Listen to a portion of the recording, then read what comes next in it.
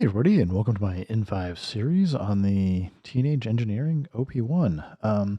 Raphael wrote in and was asking about some of the Midi CC and for the control knobs on the OP-1 and how to control it. And I had imagined it worked a little bit differently and easier than it actually does. I've got it, I think, figured out a bit more and wanted to talk about it for folks that don't know or are struggling with trying to get their OP1 field to communicate with anything. So I've got the MPC here. I've been using this mostly just because it's easier to actually see what the MIDI messages are. And yeah, we're just going to go do a new project right off the bat. The first thing you want to make sure is I'm going to go menu and go to preferences and go to MIDI and sync. And I can see I've got a input port and output port for OP1 MIDI 1. I've just got it connected from USB-C to the USB-A in the back of the MPC. Nothing super fancy, but that just means that it can see each other. I'm just making sure, I don't really need sync on, but you want to make sure track is on so that it can send track information is the first step. Second step is let's go to Shift and COM on the OP1. When you go to MIDI, I've currently got it set to MIDI channel 16. Clock is set to in, it will sync, transport, and BPM to whatever it's connected to. I've got notes and other set to both. And this will just make sure that it can receive notes from MIDI and receive MIDI CC when we configure the control knobs. And yeah, let's just go here. And right now, I hit play. It's already getting transport control. So you can see it's playing the tape, which is fine. And right now I don't have a MIDI track set up. So we're just going to go new MIDI. This will get us MIDI. And as I said, we're on MIDI channel 16. So we're just going to dial that in. Sending notes, but it's not going anywhere. We're going to need to go MIDI output port, OP1 MIDI. And now we can see I'm playing it. And I can use the control knobs to change the sound, but Q links here are currently not doing anything. To do that and get that configured, I'm going to hold Q link down and go to track because I want to do it just for the MIDI track I'm on, and I'm going to hit Q link edit.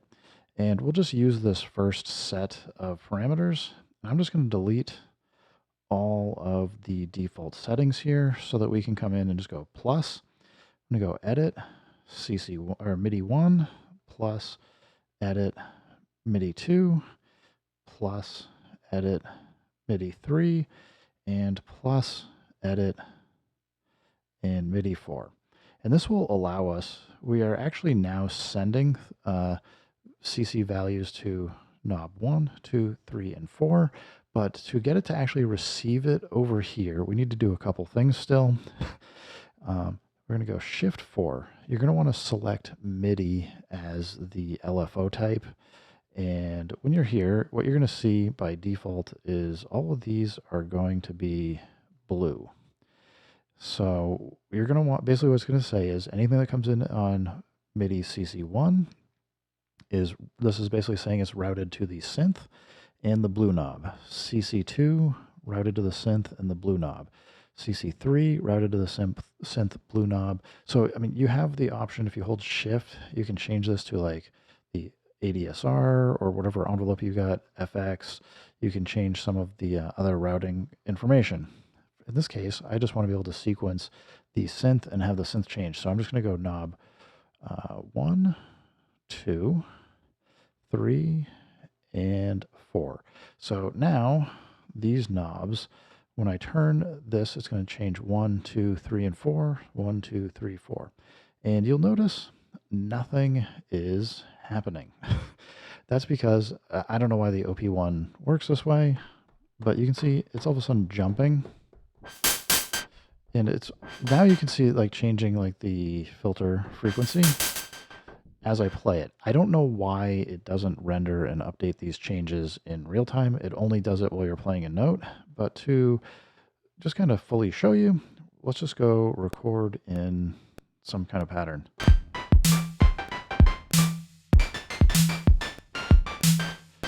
Not great, but the idea here is You can see I can now change these knobs, and I can record the automation, do all that fun stuff. So, Raphael, it does work. I actually think I might try this out now that I better understand how this works on and with a few other devices. But yeah, this should be what you need. I suspect this will work just fine with the OPXY, with the MIDI connector, and just knowing that you need to map things. So cool, thumbs up that you can map these knobs to the between the synth, FX, envelope, and all that fun stuff. And definitely helps give me some ideas for a few more things to explore with. So thanks for the question. Everybody else, thanks for stopping by. Keep making music, keep having fun. Remember, if it sounds good, it is good. And peace.